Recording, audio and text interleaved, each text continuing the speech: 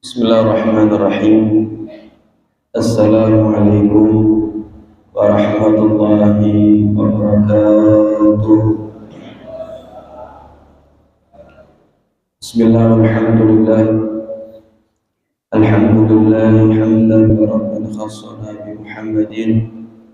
Allahumma salli ala nuril anwar wa sirril asrar wa tarqiyatil aghyar ومفتاح الباب اليسار سيدنا المختار وآله أظهر وأصحابه الأخيار على نعمة الله وإفضاله.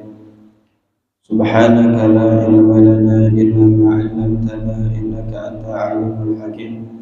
فرب اشرح لي صدري ويسر لي أمري واحلل عقدة من لساني يفقه قولي بجاه النبي والآله آمين يا رب العالمين. Amma ba'd, muhtaramah segenap pengurus DKM Masjid Jami Al-Hidayah, mata'an Allah bidul hayati syarifah, dan juga kita jemaah Masjid Jami Al-Hidayah, mudah-mudahan senantiasa Allah berikan kepada kita sehat walafiat, Allah berikan kepada kita panjang umur dalam keadaan taat ibadah kepada Allah. Mudah-mudahan Allah Subhanahu wa Ta'ala kabulkan segala hajat-hajatnya kita, hajat dunia maupun hajat akhirat. Amin ya rabbal alamin. Segala puji bagi Allah, salawat beserta salam senantiasa tercurahkan kepada paduka alam junjungan kita baginda Nabi besar Muhammad sallallahu alaihi wasallam. Mudah-mudahan kita terus bisa mengikuti, meneladani akhlaknya Rasulullah Sallallahu Alaihi Wasallam. Mudah-mudahan di bulan Rabiul Awal ini, bulan kelahirannya Rasulullah, Allah tambahkan kepada kita kecintaan kepada Rasulullah Sallallahu Alaihi Wasallam. Hadirin yang dimuliakan oleh Allah, bulan Maulid artinya bulan kelahirannya Rasulullah. Sebisa mungkin, sebanyak mungkin kita menghadirkan acara Maulid Nabi dimanapun berada. Jangan kita melihat siapa yang mengadakannya, tapi lihatlah siapa yang diperingati daripada hari kelahirannya, yaitu junjungan kita Nabi besar Muhammad sallallahu alaihi wasallam. Karena di dalam pembacaan Maulid, mungkin walaupun kita tidak tahu artinya apa dalam pembacaan Maulid tersebut, tapi yakinlah di dalam pembacaan Maulid tersebut ada sir, ada rahasia yang kita tatkala kita baca nambah nih kecintaan kita kepada Rasulullah Sallallahu Alaihi Wasallam. Atau tatkala kita hadir Maulid mendengarkan nasihat, ceramah, cerita tentang Nabi. Karena kalau kita terus didengarkan tentang kisahnya Nabi, kita akan cinta sama Nabi. Kita akan rindu sama Nabi. Walaupun mungkin kita belum pernah melihat Nabi, tidak pernah berjumpa dengan Nabi, tapi jika terus kita dikisahkan tentang kehidupannya Nabi, kita akan timbul dalam hati kita cinta kepada Nabi besar Muhammad sallallahu alaihi wasallam. Maka begitulah yang dilaksanakan oleh para sahabatnya Nabi kepada anak-anak mereka, para tabi'in. Kan kalau sahabat ketemu sama Nabi, melihat Nabi, menyaksikan akhlaknya Nabi, menyaksikan mukjizatnya Nabi, maka para tabi'in nggak melihat Nabi, nggak berjumpa Nabi, tapi kenapa tabi'in bisa cinta begitu luar biasa kepada Rasulullah? Karena diceritain sama bapak-bapaknya tuh. Kata sahabat mengatakan, kunna nu'allimu mawazi Rasulillah kama kunna nu'allimu suratan minal Qur'an.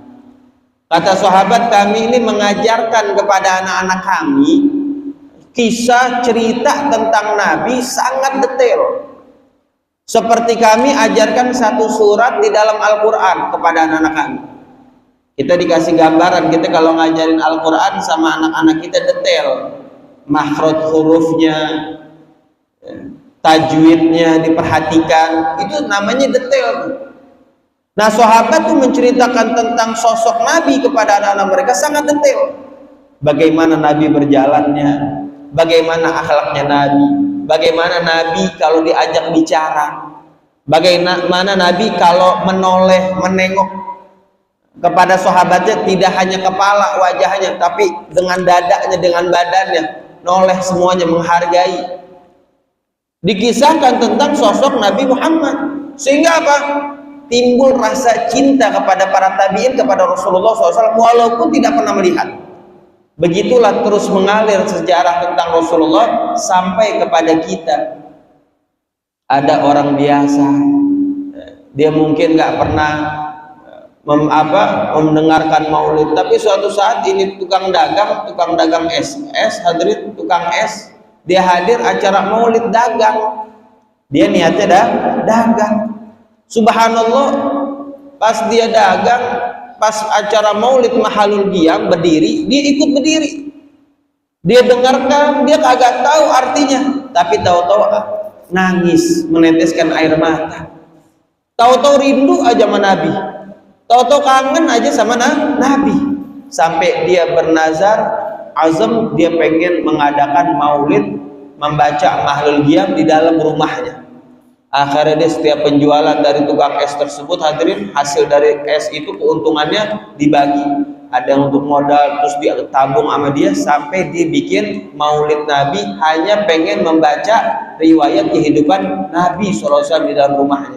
Subhanallah, ada mungkin dia nggak kenal sosoknya Nabi, nggak pernah melihat, tapi karena berkat hadir maulid, mendengarkan kisahnya Nabi, masuk tuh sirnya, rahasianya ke dalam hatinya, sehingga tahu-tahu cinta kepada Rasulullah SAW. Makanya mudah-mudahan ya kita bisa menambah kecintaan kepada Rasulullah SAW. Kalau kita udah cinta Pak di dunia, insya Allah bersama Nabi di yaumil qiyamah, masuk surga bersama Nabi. Karena kata Nabi dalam hadis, wailul liman lam yarawni yaumal qiyamah. Kata Nabi, celaka orang yang kagak bisa ngelihat Nabi di yaumil qiyamah. Kalau kita nggak ketemu sama Nabi di yaumil qiyamah, celaka sudah. Kita celaka, sangat rugi. Makanya banyaknya kita sholawat sama Nabi, pendekatan diri kita kepada sosok baginda Nabi besar Muhammad sallallahu alaihi wasallam. Amin amin ya rabbal alamin. Insyaallah mudah-mudahan turunnya hujan pengampunan buat dosa kita semuanya, amin. Mudah-mudahan dengan turunnya hujan yang berkah, dinaikkan segala hajatnya kita oleh Allah Subhanahu wa taala, amin ya rabbal alamin. Hadirin hadirat yang dimuliakan oleh Allah Subhanahu wa taala, mari kita lanjutkan ta'lim kita di dalam kitab Hadis Arba'in Nawawi, atau di dalam syarah Jawahir Lu'lu'iyah, syarah Hadis Arba'in Nawawiyah. Bismillahirrahmanirrahim. An Anas bin Malik radhiyallahu anhu qala sami'tu Rasulullah sallallahu alaihi wasallam yaqul qala Allah ta'ala ya ibna Adam innaka ma da'awtani wa rajautani ghafartu laka ala ma kana minka wala ubali. Ya ibnu Adam, law ballagat dunubuka anna samai thumma astaghfartani ghafartu laka. Ya ibnu Adam,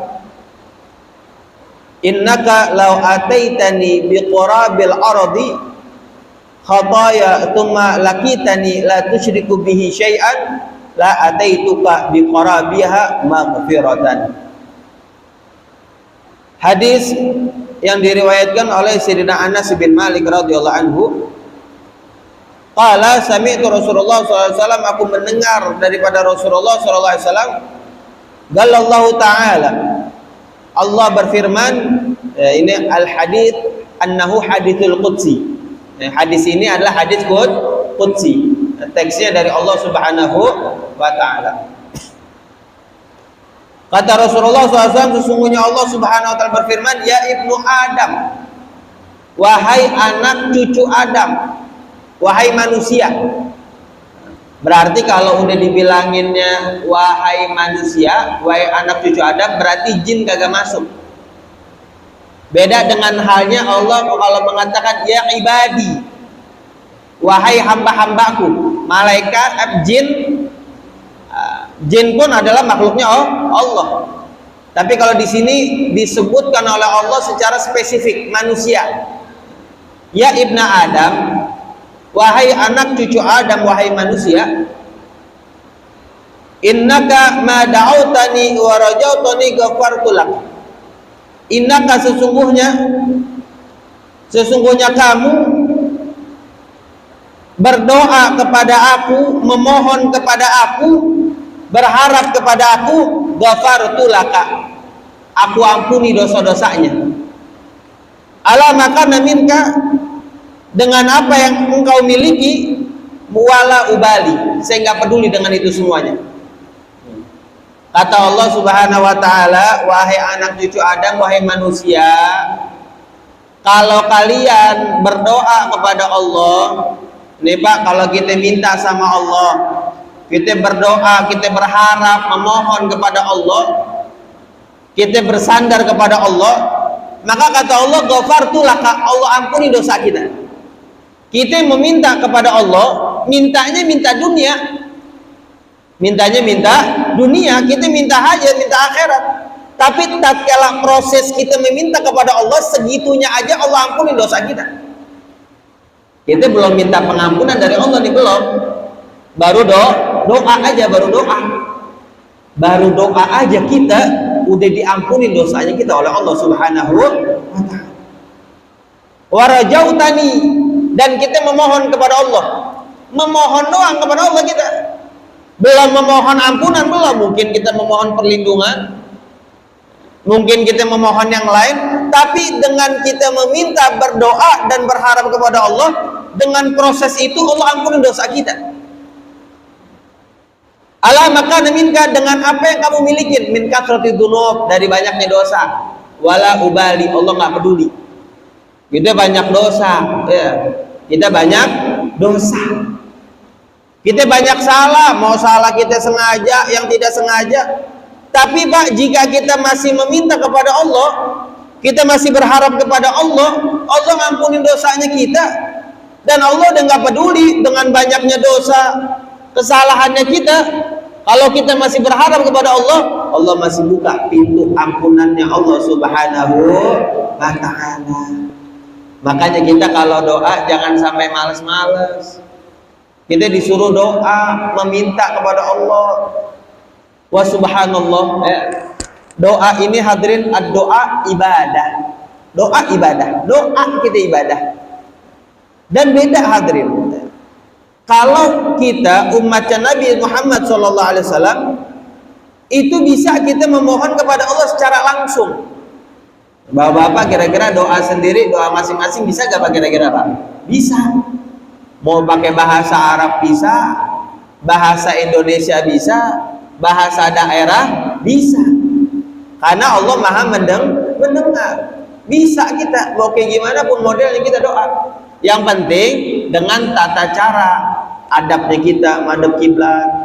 Kalau pengen cepet dikabul tuh, dengan keadaan suci, toharo. Tapi bedanya umat sama umat yang terdahulu hadirin, annal ummamal madiyah, kalau umat terdahulu, umat-umat Bani Israel, umat Nabi Musa, itu Pak, kalau dia pengen berdoa kepada Allah, pengen minta kepada Allah, dia harus ada pelantaranya, harus ada wasitonya, perantara. Dia harus datang kepada Nabi mereka, baru diminta kepada Allah. Paham gak kira-kira? Misalkan nih, kita orang Cilengsi misalkan ya, kita mau minta, mau berdoa sama Allah nih, kita nggak bisa langsung. Kalau dulu nih, kita nggak bisa langsung doa, kagak, datang dulu ke Nabi kita. Misalkan Nabi kita di luar daerah, luar Indonesia misalkan ya. Maka kalau kita ada hajat, mau berdoa kepada Allah, datang dulu kita kepada Nabi kita, baru kita ngomong sama Nabi kita, wahai Nabi Allah, saya pengen minta begini, begini, begini, tolong mintain sama Allah.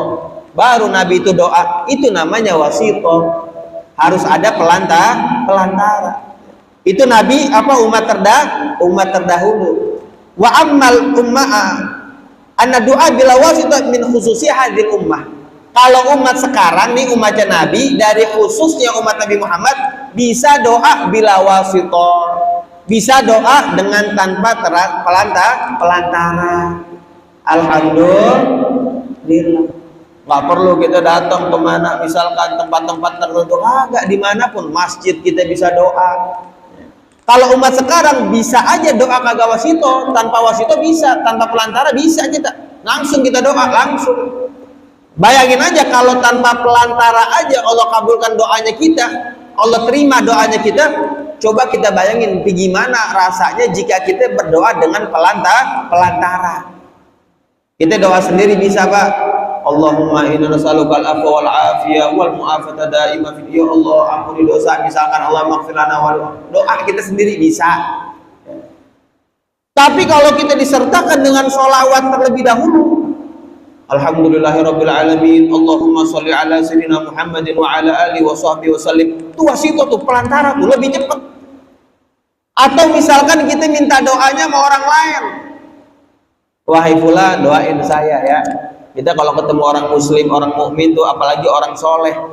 Kita orang muslim aja tuh hadirin, kalau kita ketemu tuh minta doain saya biar saya husnul khotimah, minta doa. Lihat orang-orang soleh. Ada seorang ulama soleh, wali min auliyaillah, hadir Bah Maimun Zubair, Kiai Haji Bah Maimun Zubair, masya Allah, orang soleh, orang alim, meninggalnya di mana? Di tanah suci di Mekah. Masya Allah, 2 hari sebelum beliau meninggal, beliau minta doa sama orang biasa, minta doakan saya biar saya matinya husnul khotimah. Masya Allah, akhirnya meninggal di kota Mekah. Nah, kita jangan pakai ngelihat siapa yang kita minta doa, minta aja dulu doa. Kita nggak tahu apa doanya kita, apa doanya saudara kita yang dikabulkan oleh Allah Subhanahu wa Ta'ala. Minta sering doain saya biar saya kabulin hajat saya, doa.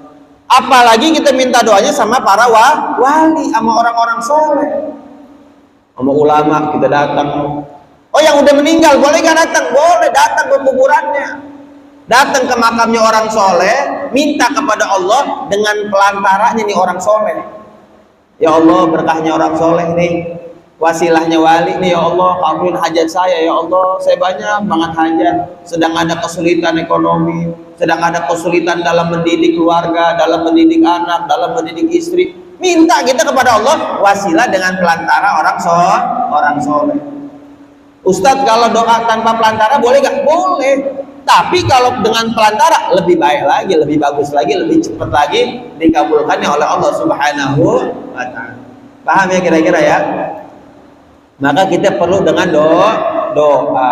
Jangan kita mengatakan nggak perlu dengan doa, jangan. Nah, di sini dikatakan nih, wa qad su'ila Syekh Izzuddin bin Abdus Salam. Syekh Izzuddin bin Abdus Salam rahimallahu rahmatal abrar.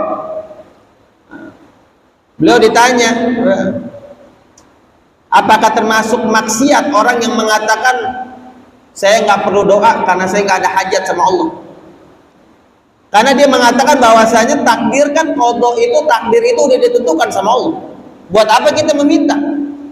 Kan kita udah ditetapkan oleh Allah, apa yang akan terjadi itu ketetapan dari Allah Subhanahu wa Ta'ala. Maka kata Izzuddin, Syekh Izzuddin bin Abdus Salam beliau mengatakan, man zam an law yahtaj ila du'a faqad kadzdzaba wa 'asha. Orang yang mengatakan bahwasanya dia kagak ada hajat dengan doa, nggak perlu dengan doa, maka sungguh itu orang telah berdusta, berbohong dan maksiat dari ucapannya. Hati-hati. Kalau kita seakan-akan kagak ada perlu sama Allah Subhanahu wa Ta'ala. Padahal dalam hadis lain Nabi bersabda, hadirin, kata Nabi SAW, Allahu yaqdabu inna taraktu su'alan. Allah marah kalau kita kagak minta sama Allah. Allah marah kalau kita kagak minta sama, kalau kita kagak doa, Allah marah. Makanya hati-hati. Kapan waktu paling bagus doa meminta kepada Allah? Kapan? Habis sholat 5 waktu, itu paling bagus. Kenapa emang? Pertama, kita dalam keadaan berwudu. Kedua, kita dalam keadaan madhep kiblat. Betul gak kira-kira? Tuh. Habis itu minta sama Allah. Makanya subhanallah, kita diajarin sama guru-guru kita, ya, habis sholat 5 waktu enggak langsung berdiri, kagak. Salam ucapin astagfirullahaladzim li wali walidayya, istighfar, minta ampun sama Allah. Karena takutnya kita lagi sholat mungkin lupa, mungkin lalai, mungkin memikirkan yang lain, sehingga habis sholat salam itu langsung minta ampun sama Allah. Ya Allah, maafin, ampunin dosa saya Allah. Mungkin tadi kita lah langsung, tuh waktu paling mantep tuh. Makanya jangan ditinggal doa setelah habis sholat 5 waktu. Qadha itu terbagi menjadi 2. Ada qadha mubram, ada qadha mu'allaq. Ada takdir yang dibilangkan qadha'ul mubram. Mubram itu qadha atau takdir ketetapan dari Allah yang mutlak, nggak bisa dirubah.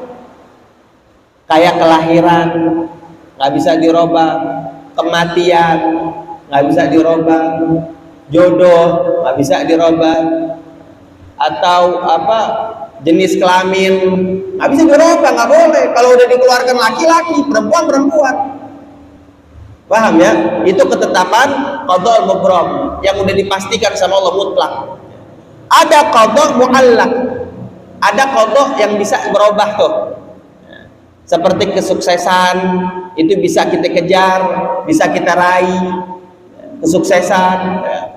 Atau kecerdasan seseorang, mohon maaf, ada orang bodoh, bisa gak dia jadi cerdas? Bisa dengan usaha, ikhtiar, dan juga disertakan dengan doa. Itu yang berubah tuh hadirin. Itu yang kita minta kepada Allah subhanahu wa ta'ala. Mati kita udah pasti, tapi kita nggak tahu matinya kita dalam keadaan apa. Makanya kita minta sama Allah, mudah-mudahan kita matinya husnul khatimah, dalam keadaan membawa iman kepada Allah subhanahu wa ta'ala. Paham ya? Makanya hadirin, Allah subhanahu wa ta'ala memberikan keistimewaan untuk umat Nabi Muhammad SAW. Allah mengatakan, ud'uni astajib lakum, mintalah kalian kepada aku, niscaya doanya kita pasti diterima oleh Allah subhanahu wa ta'ala. Kemudian kata Nabi SAW, bayangkan Allah sampai mengatakan, andai kata banyaknya dosa kita nggak, Allah nggak peduli selagi kita masih berharap memohonnya kepada Allah. Jangan sampai menyekutukan Allah atau bahkan minta selain kepada Allah. Jangan. Kalau kita meminta selain kepada Allah, pasti kecewa, pasti kecewa. Allah cemburu, Pak. Allah udah ciptain kita, Allah dikasih segala-galanya kita, giliran memohon meminta nggak kepada Allah. Allah cemburu. Minta kita kepada Allah. Kita memiliki Tuhan yang maha kaya, maha besar, maha segala-galanya. Kita hamba yang lemah kecil, tapi ingat, kita hamba yang kecil yang lemah, tapi kita memiliki Tuhan yang maha besar, maha agung, Allah subhanahu wa ta'ala. Makanya dalam sholat dikatakan Allahu Akbar, Allah maha, selalu kita diingatkan tuh ya. Kemudian yang kedua, ya ibnu Adam, lau ballagat dunubuka annas samai. Kata Allah subhanahu wa ta'ala, wahai anak cucu Adam, wahai manusia, jika sampai kepada kalian dosa annas samai, setinggi langit, seluas langit, dosanya kita seluas langit. Sumastaghfartani, kemudian kita minta ampun kepada Allah, astagfirullahaladzim. Apa kata Allah? Ghafartu laka, saya ampuni dosa kamu. Masya Allah, banyak dosanya kita, banyak kesalahannya kita. Allah tidak menutup peluang kita untuk meminta ampun kepada Allah subhanahu wa ta'ala. Selagi kita meminta ampun kepada Allah, fastaghfartani, Allah akan ampuni dosa kita.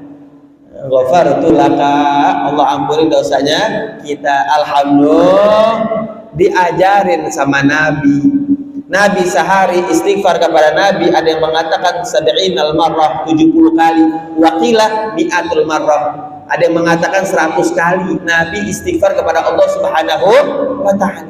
Bahkan ada yang mengatakan Nabi taubat sehari 70 kali, ada yang mengatakan 100 kali. Bayangin, Nabi maksum Pak, nggak ada dosa. Niat berbuat kesalahan kagak ada Nabi. Maksum, dijauhkan, dihindarkan dari itu semuanya. Tapi Nabi masih minta ampun. Ngajarin sama kita sebagai umatnya.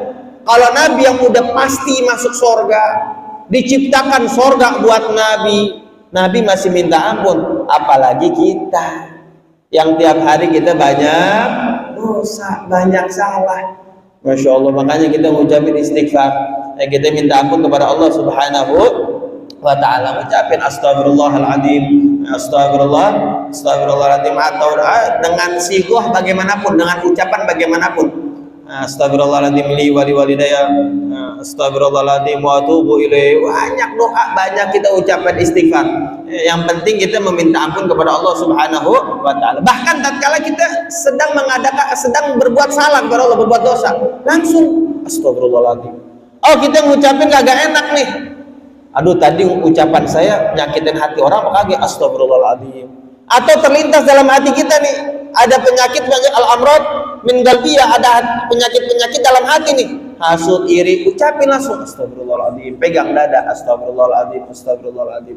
Tenang kita kalau udah banyakin istighfar kepada Allah Subhanahu wa ta'ala dengan problematika dalam kehidupan kita. Bahkan kita diajarin tuh sama guru-guru kita tuh, kalau kita sedang diganggu apa tuh, ucapin astagfirullahaladzim, pegang dada kita, astagfirullahaladzim. Kalau kita lagi ditimpa musibah, masalah luar biasa, seakan-akan kagak masuk akal dah, nggak bisa ada akal gitu, udah kagak bisa nembus. Lihat ke langit, lihat ke atas, ucapin ya Allah, pegang dada kita, ya Allah, ya Allah. Tenang hadirin. Bukannya kita nggak yakin dengan adanya Allah, tapi dengan begitu menambah keyakinan kita kepada Allah Subhanahu wa ta'ala, menambah keimanan kita kepada Allah. Ya, maka jangan sampai kita lepaskan diri kita dari pengucapan istighfar, meminta ampun kepada Allah Subhanahu wa ta'ala, minta maaf kepada Allah. Bahkan ada dalam salah satu hadis hadirin di dalam kitab Wasiatul Mustafa li Ali karamallahu wajhah. Di dalam kitab Wasiatul Mustafa, wasiat Rasulullah untuk Sayyidina Ali bin Abi Thalib, yang Rasulullah bersabda, ya Ali, wahai Ali, Allah demen sama orang tatkala sujud dia mengatakan Allahumma inni dhalamtu ala nafsi faghfirli fa innahu la yaghfiru dzunuba illa anta. Nah, itu Pak, kalau kita lagi sujud tuh, ya, kita selingin baca begitu tuh. Nah, kalau habis baca subhanallah, doa sujud apa? Subhana rabbiyal a'la wa bihamdi. Setelah itu 3 kali baca ucapan tuh, Allahumma inni dhalamtu ala nafsi faghfirli fa innahu la yaghfiru dzunub illa anta. Itu lagi sujud tuh nggak apa-apa baca begitu tuh hadirin. Tapi agak cepat biar kita sujudnya nggak terlalu lama-lama. Baca udah begitu kata Nabi. Allah demen banget kalau kita lagi ngakuin diri kita banyak salah, banyak zalim. Dan kita minta ampun kepada Allah Subhanahu wa ta'ala, dan tidak ada yang mengampunkan dosa kita kecuali Allah Subhanahu wa ta'ala. Makanya istighfar perlu hadirin banyak, karena kadang kesempitan dalam kehidupan kita mungkin disebabkan karena adanya dosa kita. Nah, dengan kita mengucapkan istighfar, dosa kita selesai, insya Allah segala urusannya kita dipermudah oleh Allah Subhanahu wa ta'ala. Kemudian Allah Subhanahu wa ta'ala melanjutkan dalam hadis qudsinya, ya ibnu Adam, innaka law ataitani bi qarabil ardi khataya thumma lakitani la tusyriku bi syai'an la ataituka bi qarabiha maghfiratan.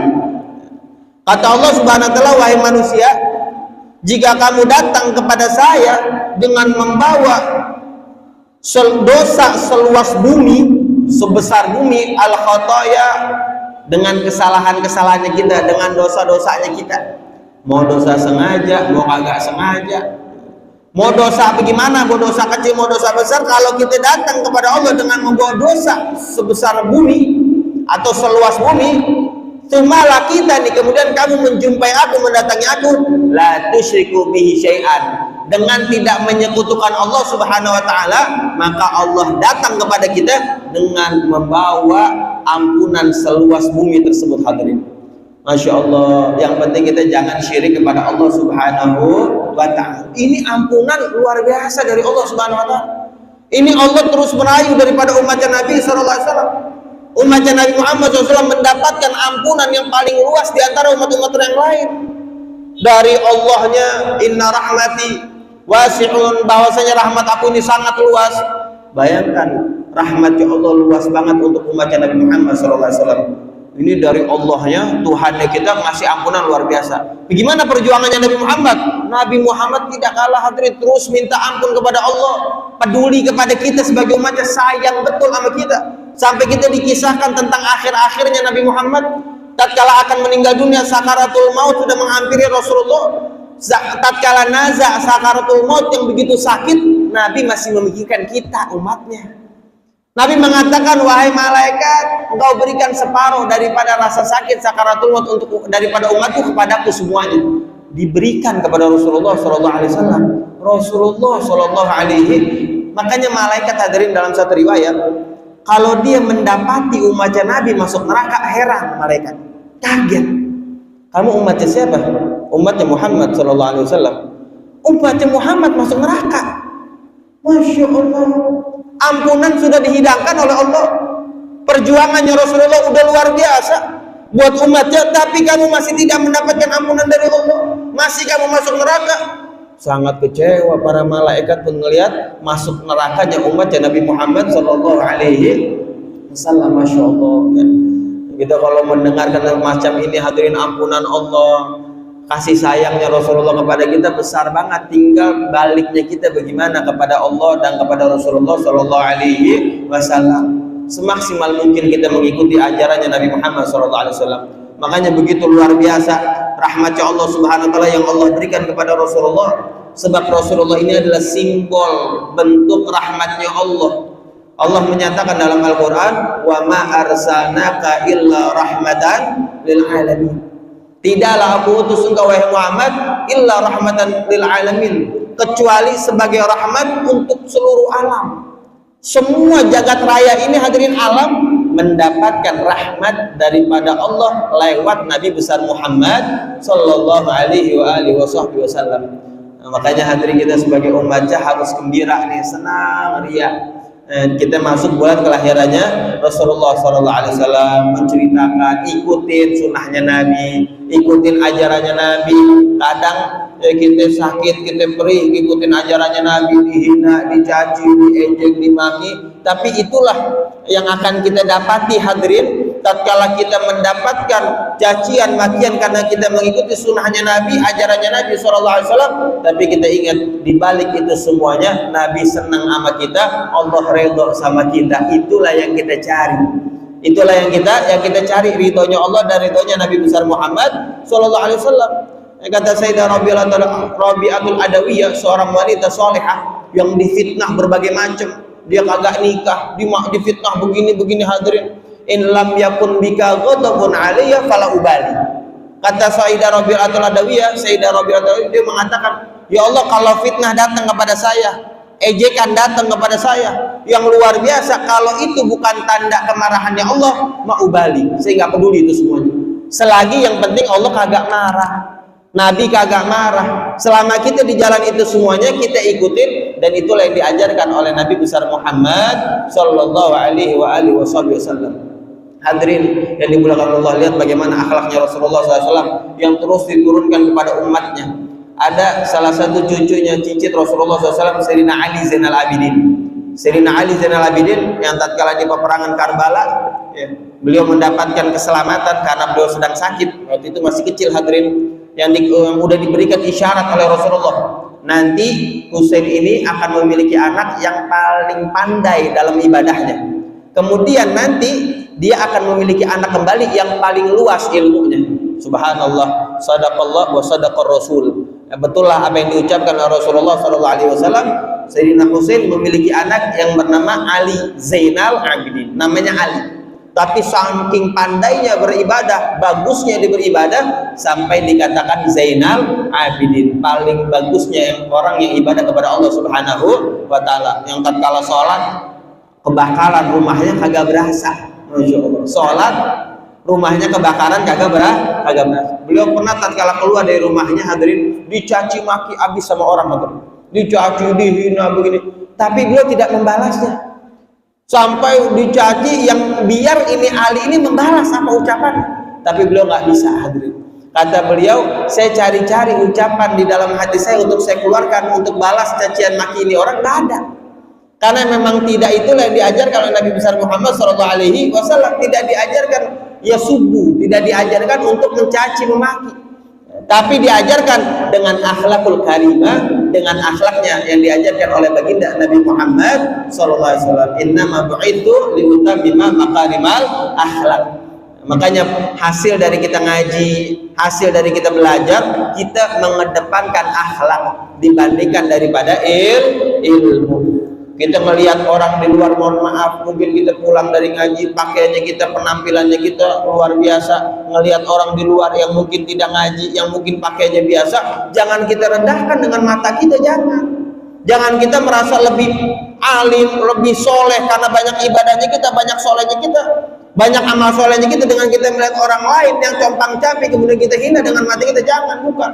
Itu bukan ilmu yang diajarkan oleh Rasulullah SAW. Tapi makin banyaknya kita amal soleh, makin banyaknya kita ibadah kepada Allah Subhanahu Wa Taala, kita makin menganggap diri kita orang yang paling banyak dosa, yang paling banyak kesalahan. Kalau kita sudah ada di titik itu, berarti sudah masuk ilmunya, cahaya ilmunya Rasulullah SAW. Makanya mudah-mudahan di bulan Rabiul Awal ini Allah tambah kecintaan kita kepada Rasulullah SAW. Allah tambah daripada ngikutnya kita, melaksanakannya kita dalam mengaplikasikan sunnah-sunnahnya Rasulullah SAW. Dan mudah-mudahan berkahnya daripada bulan Rabiul Awal, Allah berikan keberkahan dalam umurnya kita, Allah berikan keberkahan dalam rumah tangganya kita, Allah berikan keberkahan di dalam hartanya kita. Ala hadiniyah wa ala kulli niyatin salihah jami'a syamila khairil wal akhirah wa ila hadratin Nabi Muhammadin sallallahu alaihi wasallam bi sirri asraril Fatihah. Alhamdulillah. Iya. والضالين اللهم اجمع هذا جمع المرحومة وتفرقنا من بعده تفرقا معصوما ولا تجعل فينا ولا بنا سكينا محروما ربي فانفعنا ببركتهم واهدنا المسلم بحرمتهم وامنا في طريقتهم وبمعافاتهم من فتنهم اللهم اني اعوذ بك من علم لا ينفع ومن قلب لا يخشع ومن نفس لا تشبع ومن دم ترجع لها اللهم احرمنا للذة معصيتك وارزقنا للذة طاعتك ربنا ظلمنا أنفسنا وإن لم تغفر وترحمنا لنكونن من الخاسرين ربنا آتنا في الدنيا حسنة وفي الآخرة حسنة وقنا عذاب النار وادخلنا الجنة مع الأبرار عزيز غفار يا رب العالمين وصلى الله على سيدنا محمد النبي الأمي وعلى آله وصحبه وسلم والحمد لله رب العالمين. Ini bisa Al-Fakir sampaikan, kurang lebih Al-Fakir mohon maaf. Wabillahi taufiq hidayah, wa ridha wal hidayah. Assalamualaikum warahmatullahi wabarakatuh.